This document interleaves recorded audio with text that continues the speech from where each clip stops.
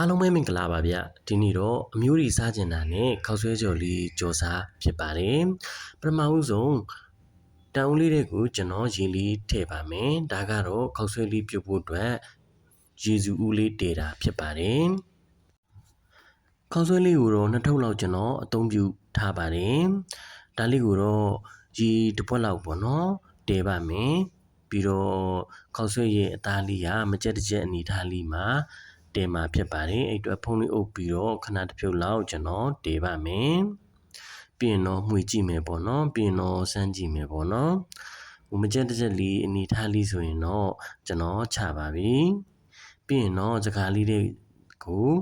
ကျွန်တော်ခောက်ဆွဲလေးတွေထည့်ပါမယ်ထည့်ပြီးရင်တော့ဒါလေးကိုရေလေးစီးပါမယ်ရေမစိရင်ထွေးတတ်တဲ့အတွက်ကြောင့်ဒါလေးကိုတော့သူ့ရဲ့ပေါ့နော်အပူဓာတ်လေးတွေလည်းကင်းအောင်ပြီးရင်တော့အချွဲလေးလည်းပြောင်းအောင်ရေအေးလေးနဲ့ကျွန်တော်2ထပ်လောက်တော့ကျွန်တော်စီးလိုက်ပါတယ်စီးပြီးရင်တော့ရေလေးစစ်ပြီးတော့ကျွန်တော်ထားပါမယ်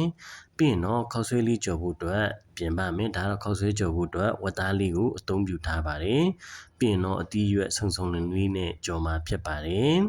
တဲဦးလေးကိုတော့ကျွန်တော်ကဦးလေးဖွင့်ပြီးတော့တင်လိုက်ပါတယ်ပြီးရင်တော့စီလေးထည့်မယ်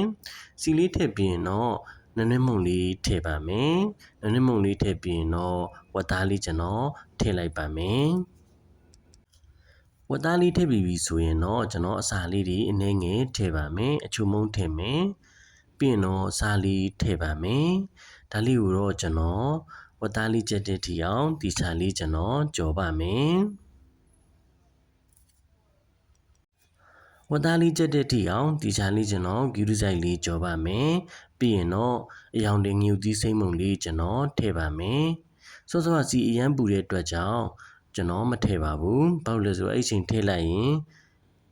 ငြူသီးမုံလေးကကျွမ်းသွားမှာဆိုလို့ပါမဲသွားမှာဆိုလို့ပါအဲ့ဒါကြောင့်ဝက်သားလေးထည့်ပြီးမှကျွန်တော်ထည့်တာဖြစ်ပါတယ်ဒါလေးကိုတော့ဝက်သားလေးချက်တဲ့ထိအောင်ဒီချာလေးဂူးဆိုင်လေးကျွန်တော်တည်ပါမယ်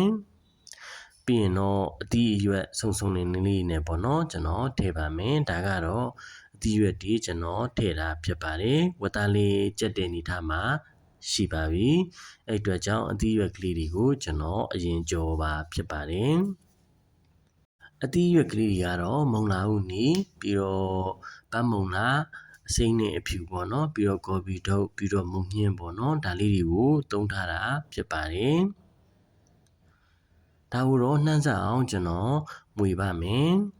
ဂူးဆိုင်လေးကျွန်တော်မှွေပါမယ်အောက်ဖိတ်မှလည်းစုရင်နေပေါ့နော်တဲဥပြေကြော်တာဖြစ်တဲ့အတွက်ကြောင့်တမိသားစုလုံးတစ်မျိုးလုံးစားလို့ရအောင်ကြော်တာဖြစ်ပါတယ်ပြီးရင်တော့အစာကလေးတွေကျွန်တော်ထည့်ပါမယ်စားထည့်ပါမယ်ပြီးရင်တော့ချုံမုံလေးကျွန်တော်ထည့်ပါမယ်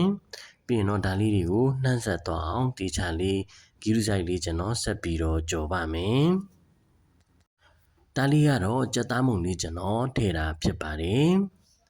ကြက်သားမုံလေးလည်းနှံ့ဆက်အောင်ကျွန်တော်ဆက်ပြီးတော့မှွေပါမယ်ပြီးရင်တော့ဒါကတော့ပင်းငံပြားကြီးအနောက်ကလေးထည့်တာဖြစ်ပါတယ်ကျွန်တော်တစုံနည်းနည်းကြော်ကြော်လောက်တော့ထည့်လိုက်ပါတယ်ပြီးရင်တော့ဒါလေးကိုနှံ့ဆက်သွားအောင်ကြော်ပါမယ်အသီးရွက်လေးတွေလည်းကြက်ပြီဆိုရင်တော့ကျွန်တော်ခောက်ဆွဲလေးကိုထည့်လိုက်ပါမယ်ခောက်ဆွဲလေးတွေကတော့ဖွာနေတယ်ပေါ့နော်ထွေးထွေးလေးမဖြစ်တဲ့အတွက်ကြောင့်ကြော်လို့ကောင်းတဲ့အနေအထားမှာ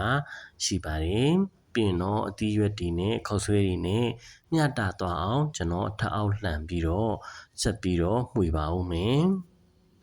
ဆိုင်မှာဝယ်စားတာနဲ့စာရင်ကိုယ့်အကူကြော်စားတာကပူပြီးတော့ဝါဝလင်းလင်းစားရပါတယ်ပြီးတော့တန်တန်ရှင်းရှင်းလေးလေးစားရပါတယ်ဇီးလေးအတင်းတင်းနဲ့ဗိုက်ပြေအောင်ထိစားလို့ရပါတယ်ဒါကတော့ကျွန်တော်ရဲ့ခောက်ဆွဲကြော်လေးပါ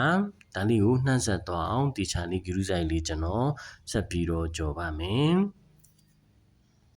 ကျွန်တော်တို့တိုင်းမှာဆိုရင်တော့မြန်မာအစားအစာတွေကတော့အရန်ကိုမှဈေးကြီးပါတယ်